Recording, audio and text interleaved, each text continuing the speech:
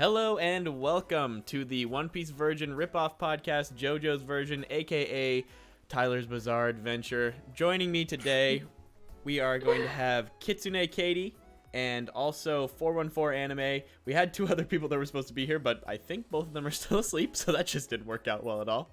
But yeah, today we're going to be talking about part 2 of Jojo's, part 2 as a whole. I've written down a little bit of a bullet point list of things that I really want to cover, but other than that, it can be pretty much just free-flowing conversation. So if you guys want to talk about anything in particular, go ahead and bring it up whenever you feel like it. Anyways, how are you two doing today? Doing very well, thank you. Thanks for having me here. It's a pleasure. That wasn't rehearsed or anything beforehand, by the way. That was just spontaneous right off the bat. Oh, I was planning my line the whole time you were speaking. You're like, what am I going to say? This is so nerve-wracking. And you, Katie, and keep in mind, guys, Katie, I did just wake up from a nap. Yeah. She was my emergency backup, and by that I mean just the other host at this point. Dude, honestly, I'm your on-call Jojo tour. Exactly. Okay, so firstly, I just wanted to give like a quick little summary of the show because we didn't really do that last time, and I had some people saying in the comments it would have been nice just to have like a little summary. So quick summary. I'm definitely going to miss things, so just keep that in mind as I say this. But quick summary. You have we're in 1930s, I think late 1930s New York to start out. We get introduced to Joseph Joestar, who is like a silly, like lighthearted, but really smart and intelligent strategist kind of fighter guy. And we also get introduced. Who's the little boy? What's his name? I already forgot. Oh, shoot! I'm not gonna be able to remember this, and I don't see any of us being able to remember this right now. I think his name. Oh, Smokey. Coley Van just said Smokey in the chat. Okay, cool. Yeah. Smokey. I wanted to be like it's Skipper, but that's just because I'm watching Banana Fish. Definitely not Skipper. It's Different Smokey. anime. So we got Smokey, and they basically like, okay. Long story short, go to Mexico, find out there are these things basically called Pillar Men, and the Pillar Men are essentially like the evil group in this, right? And the first Pillar Man we meet is like overwhelmingly strong in comparison to how they are at the moment. They barely are able to defeat him, and then they find out that he's like the weakest one out of all of them. And so that's like the kind of stuff that you can expect in JoJo's to begin with. Is there's always some sort of like weird, cool little twist. But the rest of the show is essentially just about them going around and fighting these Pillar Men and training with everything. They go to Italy at one point. Yeah, so overall my thoughts on the show was, or this part of the show rather, is I liked it so much better than part 1. Where do you guys line up? I know you would. I knew you would. Do you both like it better than part 1? I feel like it was, whenever I was watching it, I was like, this has to be an objective truth, right? Like, it has to be an objective truth that this is better than part 1, right? Like, everybody agrees. But what do you guys think? Yeah, definitely a step up from part 1. I mean, at first, when I first saw Joseph, I wasn't sure on him at first. It took me like a good episode or two just to kind of adjust to his character, but like as soon as I got over that difference, it was definitely a step It up. really is an abrupt change. Like, you go from this guy who's like really chivalrous and like super honor bound and like, you know, all of those kind of traits to this guy who's seemingly, it seems like under the surface he actually does have a little bit more honor than he lets on, but yeah, he comes off as like this super brash, like I don't really care if I offend anybody kind of guy. And it's a huge departure from Jonathan, but I don't think that's a bad thing personally. I think that was a really good change in the right direction. I feel like it brought so much character to the show, whereas with Jonathan it was more of this like, you know, traditionalist kind of ideals guy, and I just found him to be like supremely uninteresting. I was talking to 414 before we started, and I've obviously told Katie this before as well. I get really annoyed like with I basically just get really annoyed with characters that are just really boring and like I don't know, I just don't find it to be super entertaining to watch somebody who's like gonna act exactly how you think they're going to act in any given moment. And I think that's why I like Joseph so much. He was such a breath of fresh air, if you want to say that. But Katie, what did you think about Joseph? Oh my gosh, he's such a wild card, and he's so unique in this part. I remember watching part 1 being like, okay, that was decent, that was all right. And then like I got to part 2 and it was like, Oh, Oh yeah. wow. Okay. It was so like one thing that people say a lot about Joseph is they're like he's just I've heard this and this surprised me when people say this, but they say he's stupid, and I'm like I never got stupid from him at all. Like I got brilliant strategist, and I got like a detective, and I got like there's so many good things, and then of course like Saxy just said, he's also the best waifu, which is just true. Which is just I was gonna say he's No. definitely the prettiest Jojo. yeah, for sure on that. But yeah, I loved his character overall. Mm. Wait, Katie, wait, what did you just say? You guys, sorry, you guys said that he's like the prettiest JoJo. I'm like, Jolene, though. Really? I don't know. I think Joseph's Yeah. a good looking fella. Oh no, I don't simp much, but I simp Jolene. I'm not there yet, so I can't say yay or nay. Yeah, that's Same. true. But yeah, so I'm gonna try really hard in this not to compare part 3 to part 2, because I am currently in part 3, part 1. But I will say, like, I think that also adds a lot of my love to his character, is that I can't help but separate the two. But if we're talking exclusively part 1 versus part 2, by far the character of like the main character of Jojo itself is so much better in part 2 to me. I just found Jonathan to be really, really boring. But anyways, on to the next character that I want to talk about. We got Caesar. Well, let me let you guys start. What did you guys think about Caesar overall? What were some pros and cons that you had about it? We'll start with Katie this time. Oh, all right. Okay. I really liked Caesar a lot. I thought it was like really interesting how when we first meet Caesar, they're in a restaurant and Joseph just gets so mad for like no reason because Caesar's being like a ladies' man. Yeah. And he's trying to woo this one girl over, and he's just like, I'm gonna interrupt his plans. And he tries to like fling Oh my god, I spaghetti spikes completely at him. forgot about that moment. That moment was so freaking cool. I was like, what the fuck? What the fuck? Bro, I Um, completely forgot about yeah. that moment until you just said that, and the way that he like this is one of those times where JoJo's just becomes so freaking extra, because he could have just stopped the spaghetti, right? He could have just been like, "Oh, deflect with my hand or something." No, he sent other types of noodles that had a hole in it to catch his spaghetti and then fling it back into his glass without breaking it and just having the wine flow out of the glass. Like it was just so much more like extra than it had to be. It could have just been like a stop. But sorry, Katie, you were saying what you thought about Caesar overall. Yeah, no worries. I really liked Caesar a lot. Especially like I don't want I mean, we're talking about part 2 now, so I guess spoilers is a given. But his death made me like really upset. Not like super upset, but just like he was more mature of a character than I thought. Right, yeah. Yeah, so it was surprising to me. Go ahead, 414. It was interesting to me. I saw people saying, because basically, like I said, I'm watching part 3 right now. So I was watching this thing that was like basically summarizing part 2 again, so I could just remember everything. So I was watching this like summary, and as I was watching it, I was reading the comments, and they were like, I feel like Caesar's death was really cheap, and like that he didn't deserve to have such an emotional moment. And I was like, really? I felt the complete opposite. What? I felt like his death was like as dramatic as it should have been, and as crazy as it should have been, and it felt like a real sacrifice when he did it. It didn't just feel like nothingness, you know? Go ahead.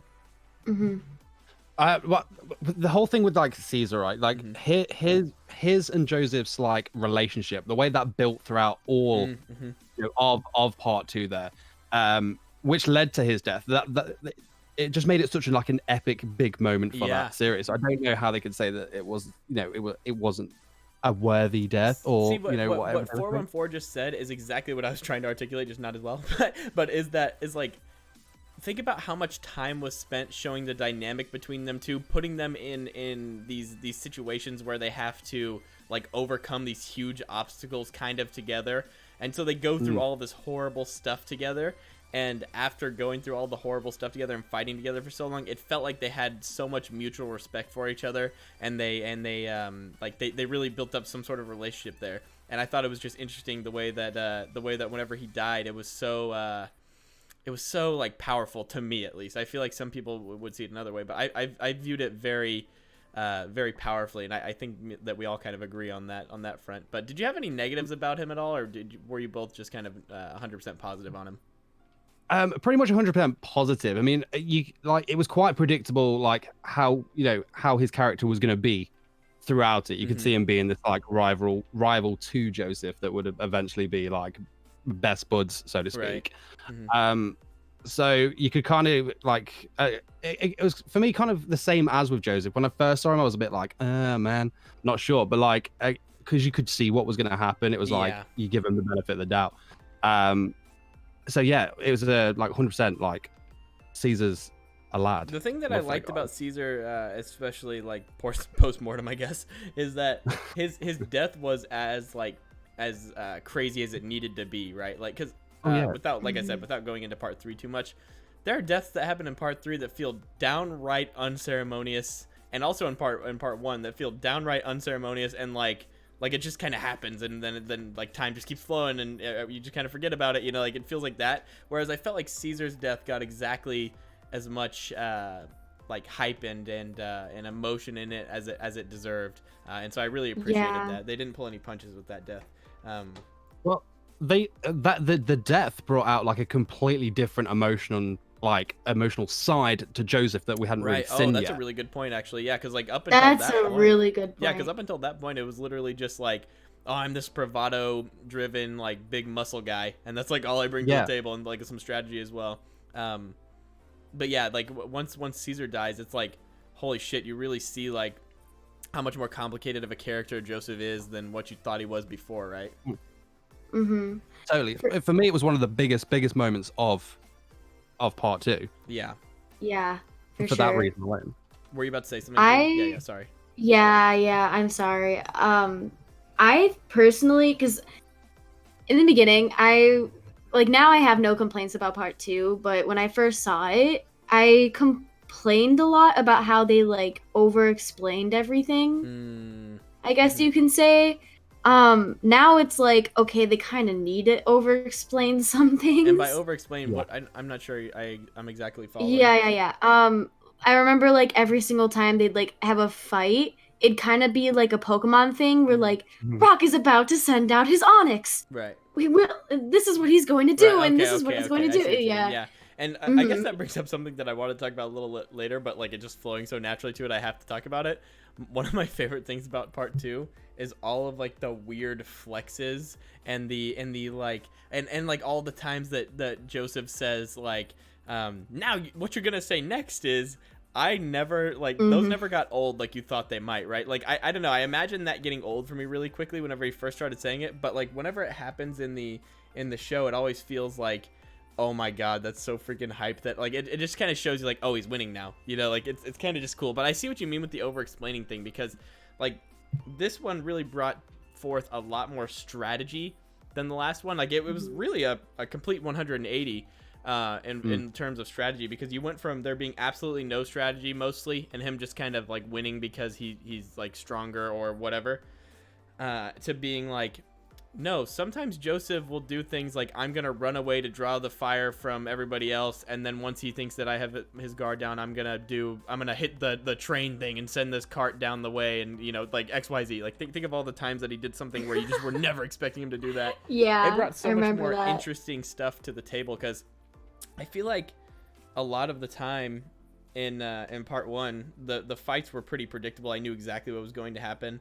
The only fight where I didn't know exactly what was going to happen was maybe that very end fight where he literally just had his like severed head in his arms. Like that's probably the only fight where I was like, oh, didn't see that one coming. But every other fight I felt was like pretty predictable. I didn't feel like anything like super monumental happened. Yeah. But yeah, anyways, so on to the next character really quickly. We got Lisa, which was probably the biggest plot twist in the show. I guess you could call it, because like I did not see that coming. I didn't know that was going to happen whenever it happened. But it was definitely interesting, especially because she throws so many curveballs at us. Like she's like, oh, I'm actually 50. And it was like, wait, oh, you're 50? Okay, wait, so now we know this. Okay, da-da-da. You know, we just keep like having these moments where we're not sure exactly what's going on with her, but we know they're connected in some way. So yeah, I liked all of those moments as well. I liked her character overall. The one little creepy part was that he was literally perving on his mom, but yeah, that's a big yikes. Let's not talk I about don't know that. why No, Rocket did that. No, it was I think it was like honestly just supposed to show that like Jojo had absolutely no idea that was his mom. Yeah, but I was about to say that. I thought it was also funny how he just never addressed it after that. Like he was just never like, it's not like he ever thought to himself, oh man, I guess that was weird. He was just like, I'm just gonna forget that I ever did that. Like, you know, I'm just gonna move on with my life. I also never knew exactly what was going on with her character, and I also felt she was slightly wasted. So let me explain that. So firstly, I never knew what was going on with her character. I just couldn't like get a good read on her, and I guess that was by design. It wasn't like we were supposed to fully understand her, but she's supposed to be like the best, I almost said stand user, the best hormone user, and the entire RTL just said Joseph has a lot of sus moments. True. Dude, he does though. But yeah. Anyways. So like Lisa has all these like freaking like flexes, and she's like the most powerful hormone user ever, yada yada yada. And then right whenever she gets her moment to actually fight somebody, it's like all of a sudden she's a damsel in distress and Jojo has to save her. You know, and it's like, oh, well, I thought she was like some kind of a badass. And like I don't know. I didn't like that. I thought that was kind of like a cop out in a way, like just to get the story wrapped up. You know what I mean? Yeah, I agree with that. 100%. 100% agree with that. What are your overall thoughts on Lisa? Like what do you think about her character, and do you feel like, I guess my main question would be, do you feel like she did what she needed, like she served her role in the story, or do you feel like she could have been more? I think so. I think her main role in part 2 was to be that plot twist. So I think, you know, how they've hyped her up to be the best hormone user and stuff like that was probably just a way of getting those two together, right, if that made sense. But as a character, I thought she was awesome. 100%. Would we have liked to see a bit more from her? Probably. But I don't know if that would have just dragged everything out. Yeah, true. Oh, that's a good point. Yeah, I don't know. It depends. Has anyone read like the manga or anything? Because I don't know if they would have done more in the manga. They've just made it shorter for the I haven't read anime. part 2 in the manga at all. And then also I know Katie's reading the manga for the part that she's on, but obviously that's not this part. So yeah, no, I'm mostly anime only unless there's no more anime to watch. Yeah, same. that is how it goes. But Katie, what did you think about Lisa overall? Oh man, okay. I loved Lisa. Yeah, honestly. I really, really loved Lisa, and it made me so mad when Kaz just like offed her right away. I was like, you have to be kidding me! Are you serious? Like, I was so ready to see some like Hama and badassery. Yeah. But like literally, like she had like one moment and it wasn't even like that great, and then literally she just gets like stabbed through the chest, and I'm like, bro. Especially considering the fact, you're right, she was built up as like this crazy badass, and we're so excited to finally see her do something major. And I got really excited whenever she brought out her scarf. I'm like, oh, she's like Aizawa, or Aizawa's like her, I guess. But I'm like, oh hell yeah, this is so cool. Like, this is about to be so badass. And then she just gets murked within like the first 35 seconds of the fight. And I'm like, well, I was so mad. And she's also like hypersexualized throughout the entire part, right? And like, I get it. Lisa is like very attractive, on par with like one of the best Jojos in my opinion. Well, she's not technically a Jojo, but yeah. I don't know. It made me so upset because I feel like they could have made her into this like badass character, and they chose not to go that route. And that's like one of the things that I'm like, oh, they could have done that. But at the same time, 414, you said that like, I don't know if that like would have dragged things out a bit. True.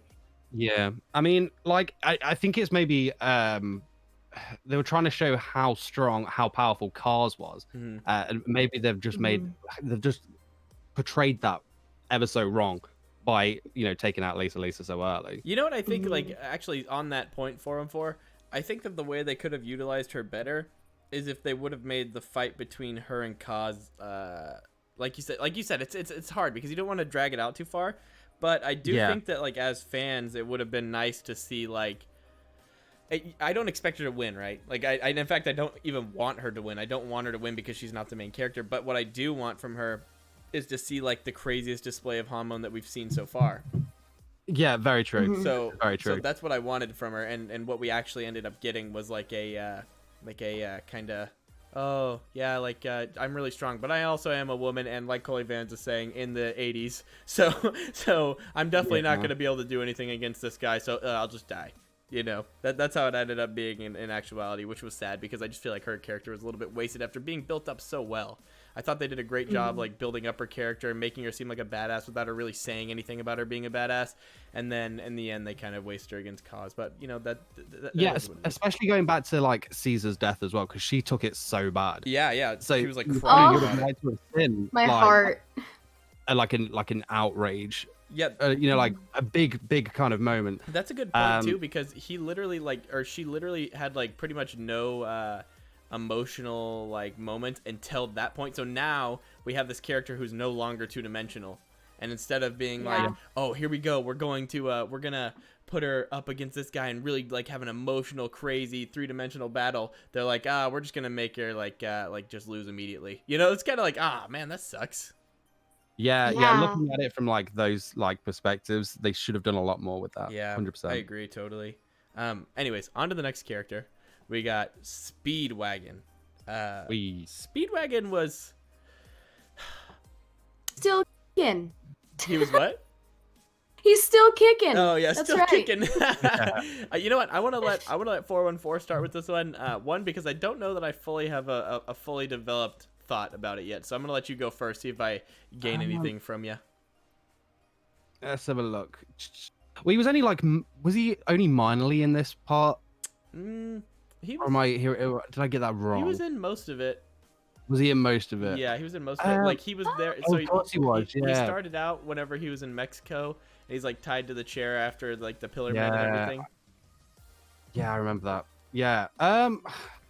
Speedwagon is like Kitsune said, he's still kicking, isn't he? Yeah. You know what I thought you were gonna say? I thought you were gonna say, Speedwagon is Speedwagon. Yeah, so one of the things that I found that was interesting about him is that he, like, became like an oil tycoon.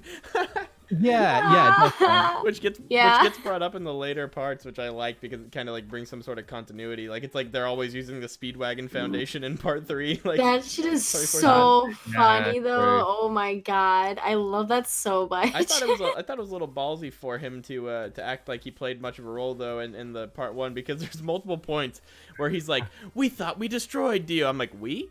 Don't you mean you thought Jojo destroyed Dio? Because I remember you being a scared little bitch hiding while he was fighting Dio. Like, it's a little weird that you're sitting here saying we did anything. But... No, he was the damsel in distress that needed to be protected. Yeah, I will say I liked him overall in the in part 2. I thought that he did what he needed to do. I felt like he was, like, the character that we needed him to be, used for exposition and used for like, obviously, like, funding. Like, that was another, like, big area that he comes in. And also I think that he was just kind of like a good kind of, like, father kind of figure to Joseph. Like, it was pretty much as close as he had to a father figure, I'd say. So 100%. So I thought he did all of those roles really well, and I think he connected us to the past really well. I think those are all the things that I said. But Katie, do you have anything to say on Speedwagon or Speedwagon?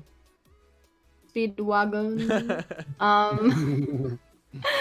Honestly, I was so confused in the beginning. I was like, is he dead? Is he not dead? Yeah. Like, what is going on? Yeah, like the very first episode where he, like, gets apparently killed by, what's the other guy's name? There's no way I'm gonna remember. So we Straight. Okay, yeah, he gets apparently killed by Straight. So I genuinely thought that he was going to be dead after that, and I thought we're gonna have another unceremonious death on our hands, and I was devastated because I'm like, I actually really liked him in part 1, so it's kind of sucks that he's just dying like this. So I was actually happy whenever they brought him back, which also brings up the question: do you feel like, because of the fact that, like, people are like it's kind of 50-50 whether or not somebody's dead in JoJo's, do you feel like that kind of cheapens the deaths a little bit, or do you feel like it adds something to it? Which way do you feel about that? So I think you're saying this because of a specific character in part 3. Yes. It is not always like that. I will have to say it's not always. In fact, I'm pretty sure that like, is there ever a character that happened? I don't know. I don't know. I guess I don't want to get into like part 3 or anything like that. I do have to say that like if they would continue to do that though, like I'd be like, bro. Yeah, like come on, just kill them or don't.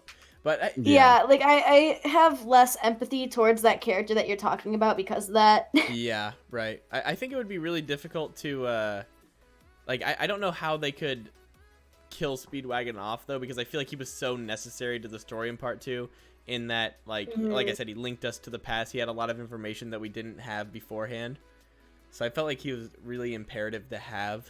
But yeah, I agree. What do you think, 414, about like I guess what do you think about like characters going between generations in JoJo's? Do you like it, or do you think that the flaw that I see with that is that sometimes it kind of feels like it might take away from the current generation? Do you feel like that at all, or do you feel like it's more like, you know, oh like this guy's imperative to be in the story and without him it'd be way worse? What do you think? What do you mean, like say what part 2 Joseph to part 3 Joseph? Right, yeah, but in this one specifically, I mean, Speedwagon. yeah, I mean Speedwagon coming from part 1 to part 2. Do you feel like it adds or subtracts from the story? Yeah, it definitely adds. You hit the nail on the head earlier where you said that this guy was like the father figure for Joseph, and that especially, you know, towards the end of the battle with like cars and stuff. You saw that there, and I loved the kind of, what was it, the back and forth that these two had. Like, you know, Joseph was like really kind of cocky to him, and Speedwagon was, like you said, the father figure that was like, yo, calm down and stuff. But no, I like how they tied it in there and everything. You know, like saying that he's come back and he's like an oil tycoon and like all that. It adds continuity. Like that. It does. Yeah. It really does. Because I mean, like, how old was he in like part 2? I guess 75. Yeah, I guess in part 2 it seemed like he'd be like 70, 75. Yeah. Cow. Yeah. Yeah, whereas he was 25 in part 1. Right. So it's like he's seen shit. He's also I liked also how he like obviously knew Jonathan. So it's just kind of cool to like see his perspective too, because he's saying what we're all thinking, which is, man, Jonathan is nothing like Joseph, or Joseph is nothing like Jonathan. Like, yeah. It's just kind of funny to see that. Totally. It's like, wow, they're not the same at all, are they? And I like that, like, not only us as the audience, but also like this guy that lives in the continuity is also saying that, because it's so obvious and apparent. But yeah, I liked Speedwagon being in part 2 a lot. I think he added so much to the show overall, and like this part in particular. I also liked, like we've been talking about, the fact that he had like the Speedwagon Foundation, because it gives a reason to why they have like the resources they do. Like, it's you're never wondering how they were able to, you know, get the whatever to the whatever, you know, like, or get the cars or whatever it might be. You're like, oh, it's a Speedwagon Foundation. Like, and you're like, oh, of course. It's like Hashirama cells in Naruto, right? It's like the answer to every single question that you might have. But yeah. So anyways, we'll move on to the next little bullet point that I have, which is oh wait, before we do, one thing we touched on him earlier. I've already forgotten his name again. What was the kid's name? Smokey. I felt like Smokey was a little bit of a disappointment to me, because like when they introduced him and brought him in the family, I'm like, oh shit, what's gonna happen is Jonathan's gonna teach him, or not Jonathan, Joseph's going to teach him how to use, and I almost just said hockey, so that was almost a double whammy of whoops. But Jonathan's gonna teach him how to use Hamon, and he's gonna be like the youngest Hamon guy, and he's gonna be a badass too. I'm like, they just sideswiped his ass and said, this guy's not gonna be in the story at all, and then like they throw him in like randomly at the very end. I just felt like his character was totally wasted. I wanted to see more from Smokey for sure. I thought he had a good setup in the beginning, exactly. Like, and then like we just never hear from him. Why'd they spend all that time like setting him up and then just to be like, just kidding. Make him like actually nobody in the story. I don't know. I felt like I really was excited about him being like the young kind of normal kid who happens to get drawn into this, but then they did not go that way anyways. But anyways, back to the characters that we're going through. Now we have Strawheim, which this character was weird because like when they introduced the fact they were gonna be Nazis, I'm like, oh fuck yeah, they're gonna beat up some Nazis. I'm like, this is gonna be awesome. Turns out they didn't do that at all, and they went the exact opposite direction and somehow made a Nazi character that I like. You know, like I was like, oh no, I'm starting to like this character who is a freaking Nazi. Like this is not good. And I feel like that was something that was interesting because like Strawheim is a really likable character in a lot of ways, and then also a really unlikable character in a lot of ways. Like he's just one of those characters like Vegeta that just like gets overconfident and fucks shit up. And he does that multiple times throughout the show. But I mostly like this character. Did you guys mostly like his character, or where'd you line up on him overall? For me, he was one of those that was kind of like I was on the fence with him. Right. I wasn't like hyped about his character, but I didn't not like his character. But yeah, I mean, like he was a badass. I mean, with all that machinery like and weaponry on him. But I don't know. It was a strange one with him. I don't really have a solid opinion. Yeah, and that's understandable to me as well because I could see how you could be in between on Strawheim in particular because, like I said, he's almost like polarizing because he'll do something really good and he'll give me a vibe almost like Mr. 2 from One Piece.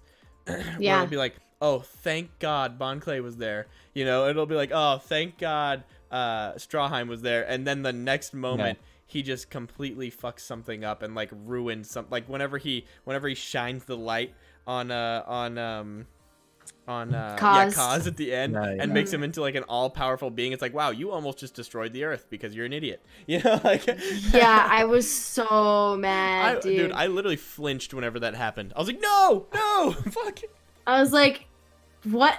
Well, how is this gonna work now? How is Joseph like after defeating? It was like right after defeating Wamu too. Yeah, true. Like it was like, all right, I defeated Wamu. Oh, now I have to defeat Kaz. Oh, we defeated Kaz. Oh wait, no, we didn't defeat Kaz. Yeah. Like,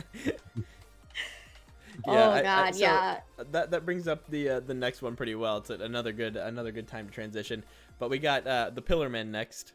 So the first Pillarman that we're introduced to, there's no way I'm gonna remember his name again. But it was some Spanish name. I don't remember exactly what they called him.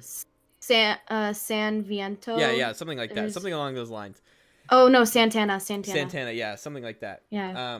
And I was like, whenever he was introduced, I was like, wow, this is a really interesting concept. I'm like, this is crazy. And then they flexed on our asses so hard and was like, oh, by the way, this was the absolute weakest out of all of them. Because like, when you watched him, it was like, holy shit, this is like the most powerful guy in the world. There's no way we're going to be able to beat him. Joseph somehow is able, and Strawheim are somehow able to like just make it to where they win.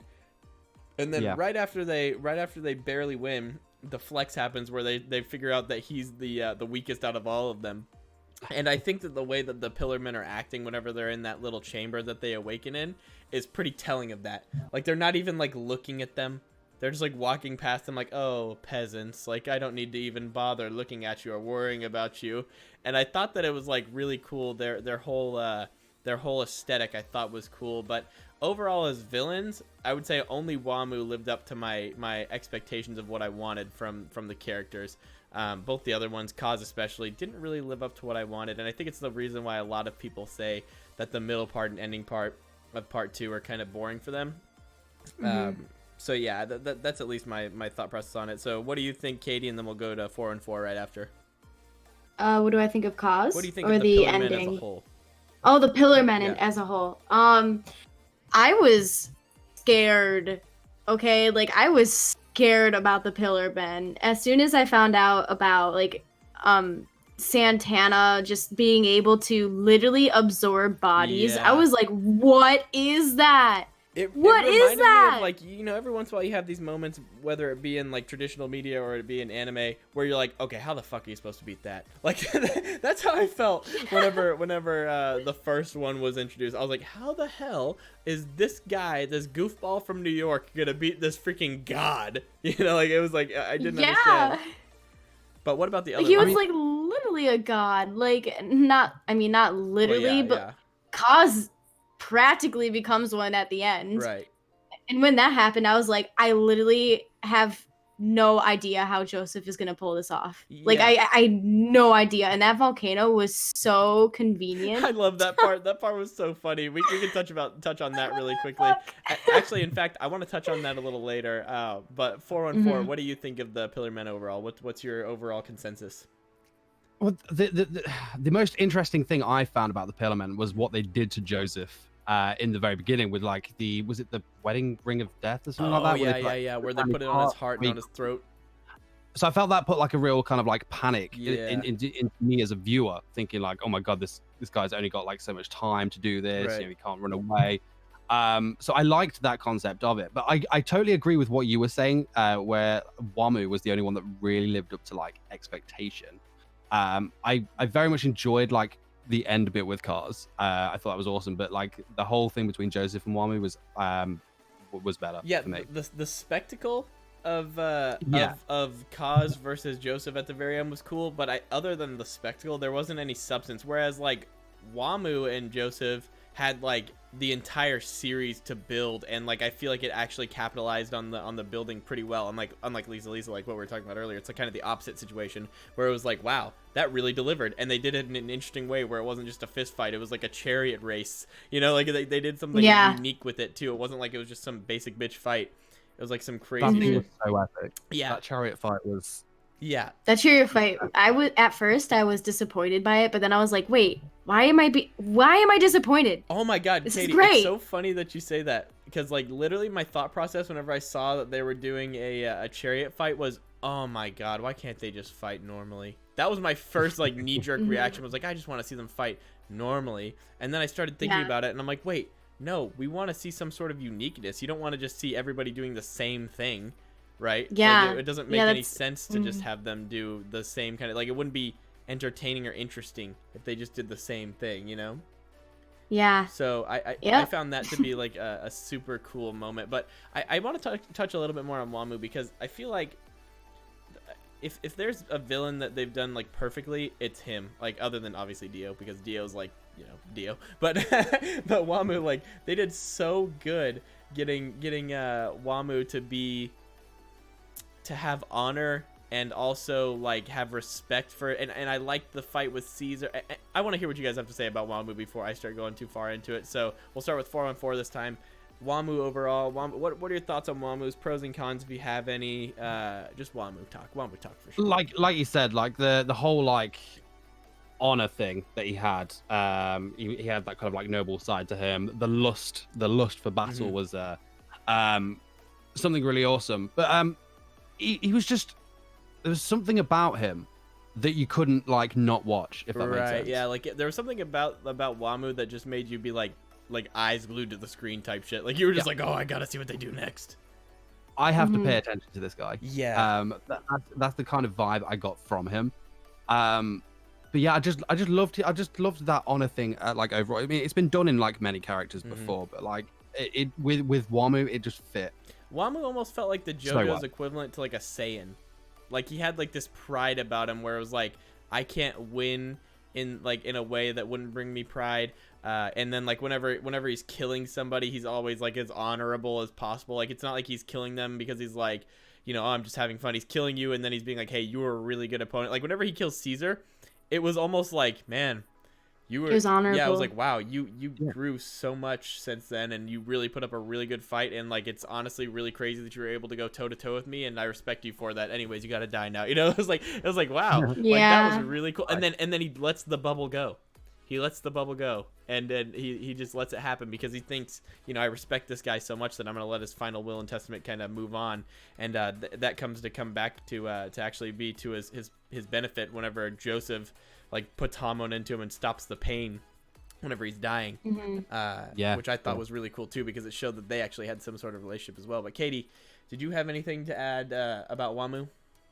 Yeah, so Wamu compared to the other Pillar Men, AC/DC got capped like right Yeah. off the bat, and like the only notable thing about him was the fact that he just like had to cry to get all of his emotions Yeah. out. Oh god, I forgot about that moment. He literally he's like, oh my god, my arm! Ah! And I was like, oh my god, this guy is not how I thought it was at all. And then all of a sudden he turns it off and he goes, sorry, sometimes I just have to let all my emotions out very quickly. I'm like, this is so Jojo's, bro.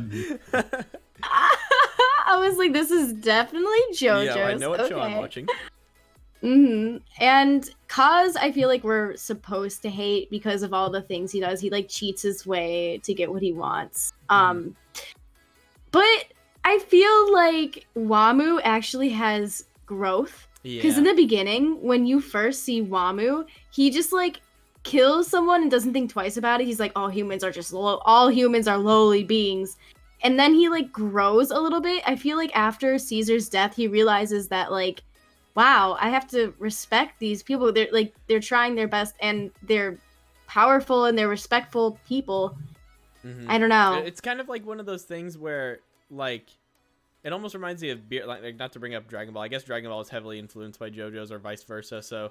And vice versa, I'm sure. But I thought it was kind of interesting. It kind of like drew a parallel to me to like how Beerus acts to Goku, where it's like, hey, listen, I'm much fucking stronger than you. Like I'm so much more powerful than you, but I respect you for what you've accomplished.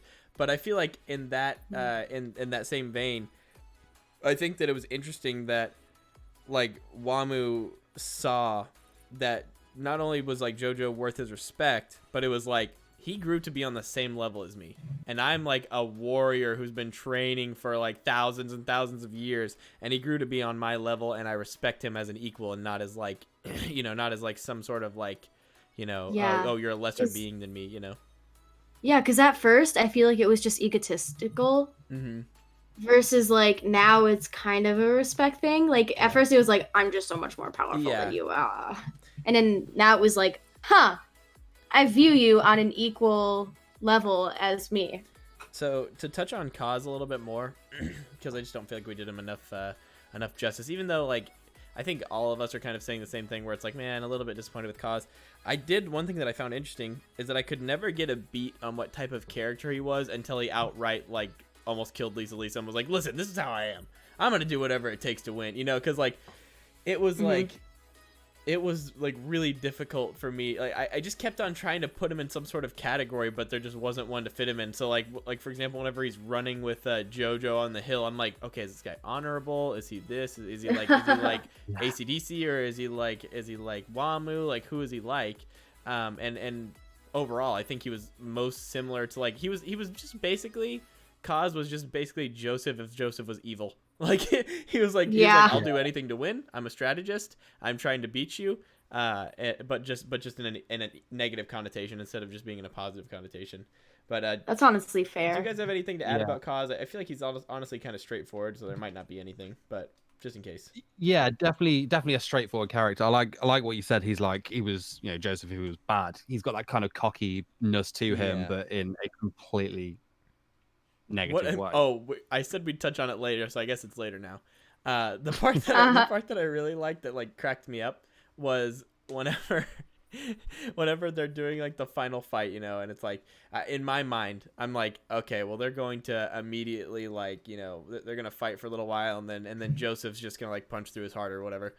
And then all of a sudden he gets like ultra powerful. I'm like, oh shit, like something actually might have to happen here. And then whenever Joseph gets launched up into the air from the volcano or whatever, and Kaz is like, oh my god, you planned for all of this. This is incredible. How could you have possibly planned for this? And Jojo's like, yes, you see how smart I am. And then his head, he's like, oh, actually, I just got really lucky. I can't believe it worked out this way. Yeah. That moment, because it's like, man, I really thought for a split second that somehow Joseph like actually planned all that. I'm like, how the fuck could he plan a freaking volcano exploding and stuff like that? Like how could he have like thought that far ahead and figured something out like that? And then it turned out it just got lucky. So the only reason the world still exists is because Joseph got lucky in a fight. Like that's like, I know. that's it. Yeah. I can Well, get if you think behind about that, it, Yeah, I could get behind that as well. It's kind of like, wow, it seems like every other moment where somebody gets beaten, there's like a definitive reason, but sometimes you just get lucky, you know? mhm. I Honestly, thought though, that was cool. What? I don't think that Kaz deserved his fate, I guess you could say. Mm. When he got thrown out into the universe and just frozen over, and he's just frozen for all of time and is just wandering Oh, through okay. So I was space. confused by that. So is he literally like alive and conscious?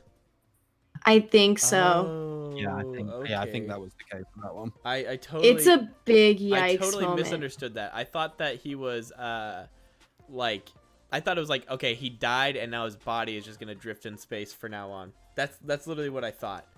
So now that you mention it like that, it's so much worse. Like that's a Yeah. really shitty like experience. Like There's only one instance in JoJo so far that I'm like, that's a worse fate. That's a worse fate. was it whenever? Never mind. I'm not gonna say anything about part 3. But yeah. It's not in part 3. Oh, okay. So 414, have you seen all of JoJo's? I'm up to part 5. So you haven't seen all of part 5? No. Okay, so you don't know either. I mean, I wasn't gonna say anything in the first Is it in place, part but 5? like, what do you say? Is it in part 5? Yes. Yes. That's a worse fate. I'm so fucking curious. I know, literally. I'm sorry. I apologize, but that fate is definitely worse. I'm I don't literally know wondering because if it's worth getting that spoiled on it or not, but I guess not. it's I guess not. I guess It's not worth it. Don't do it. Don't do Okay, it. okay, don't spoil me. Um, Don't spoil me. Yeah. And honestly, Tyler, when you get to part 5 and you learn about the villain and his powers, it's really confusing. So just like come to me because like I still don't fully understand it, but I understand it a little bit more because Emerald explained it to me. Right. And if you need explaining, like Emerald could also explain that for you. But on with part 2. Okay, yeah. So I think that one more thing, like this is just kind of like the last like thing I want to say, and then we can wrap it up after this. But the last thing that I want to talk about before we wrap it up is, did you guys think that the flexes were too far, or did you think that the flexes were like an appropriate flex? By the way, thank you so much, Death, for following. Appreciate it, man. But did you guys think that the flexes were too much, or did you think that like, cause like I almost got the vibe that some people were thinking that by the end of it, it was like, damn, like they can't do anything without flexing really hard. But I loved all the flexes that Joseph would do, like where they would think that he had him beat. But then again, I will say towards the very end, I started thinking like, okay, come on, like you're being a little too on the nose with these like you know, oh, you thought you had me beat. Like every time he starts like looking like he's gonna lose and the villain starts monologuing, I'm like, all right, here we go, he's about to say, and now you're about to say, and then flex on him really hard. And I was just like, oh man. Like one that I'm thinking of specifically is whenever he this part was funny to me, but whenever AC/DC thinks that he's got him beat with like his little rope things, but then it turns out that Jonathan, god damn it, I've done it like 5 times. It turns out that Joseph like looped his rope around his stuff, and he's like, oh, you thought you had me there, didn't you? But I actually have you. Oh no, it wasn't. It was Kaz, I think. But anyways, he's like, you thought you had me there, didn't you? But I actually had all of my ropes tied around your rope so that you could never actually cut me or cut the rope and make her fall. I'm like, okay. That was a good flex, but like at certain points it felt like it was getting a little old to me, if I'm being 100% honest with you. I thought the flexes were literally Jonathan's character. You got me doing that. It's not just me. The flexes were literally his character, and I loved that about him. So like for me, it didn't get old. Right. But I can see how for somebody else it could do. Yeah, and I think that that's actually a really good point that I didn't think about 414 is it's more like you can almost view it less as like flexing in JoJo's and more of like flexing because it's literally his character and not because it's like it almost has nothing to do with JoJo's, you know? Like it's more like, yeah, that's just his character. That's the way I perceived it. That's anyway. actually a really good point. I didn't think about that. I will say that like there were some parts where other people would flex, but it was almost like they were flexing because they were like trying to get under his skin and do what he was doing to them to him. Like for example, whenever AC/DC like started doing the thing where he's like, you were about to say, and he thinks he's getting into Joseph's head, but he's actually not. I like that part. But overall, I think the flexes are like what makes JoJo's JoJo, right? Yeah. Oh, 100%. 100%. Yeah, but anyways, Katie, do you have anything to cover on that, or are you pretty much good? I'm pretty much good. You guys said everything that I thought about. I thought the flexes were great. Yeah, they're definitely funny. It definitely made me like part 2 a lot more than part 1, I guess you'd have to say, because like right in the beginning when Joseph just pulls out like an AK the Tommy on gun. oh, it was a Tommy gun. It was a Tommy gun. My bad. Yeah, on Straight So, I was like, bruh, that was like literally funny. the first episode too. That was funny like, as fuck because like you literally had it in your mind that like, oh yeah, all these guys use hormone and everything, and then all of a sudden he's like, bitch, I ain't fighting you fair, and he pulls out the Tommy gun on his ass. Yeah, it was so. I'm like, where the hell did you even get that? Yeah, that Like, was what so the- comical. I love that, and he just pulls it out of nowhere too. Oh, so good. Mhm. But yeah, anyways, that's gonna be the end of episode That pretty 2. much wraps up. Yeah, that pretty much wraps up the entire episode, honestly. Thank you guys for coming on. Thank you, Katie, for the last minute audible. Thank you, 414, for showing up. And Yeah, you're most welcome. Thank you. yeah. Of course. I'll definitely have to of get you guys course. back on at some point. Katie, I'm sure you'll be coming on at least 5 more times whenever people cancel. So just be ready for the call. Alrighty, cool. You're gonna have to get a special phone in your house. That's like the Tyler line, just for whenever I need to actually call you. Tyler, just like, yeah. Yeah, but anyways. Honestly. All right, I'm gonna continue streaming, guys, but this is the end of JoJo's Virgin, aka Tyler's Bizarre Adventure, Episode 2, Part 2. It's been fun. Thank you all. Make sure to subscribe to Tyler Oh, yeah, do Doe. all the things. Subscribe, follow me on Twitch, Tyler Doe Live. I forgot to say that at the beginning of the episode, so it's kind of pointless to say it now because absolutely nobody's gonna get to this point on a YouTube video, but still. We love YouTube. Yay. But yeah, bye. Okay, that's the end of the video.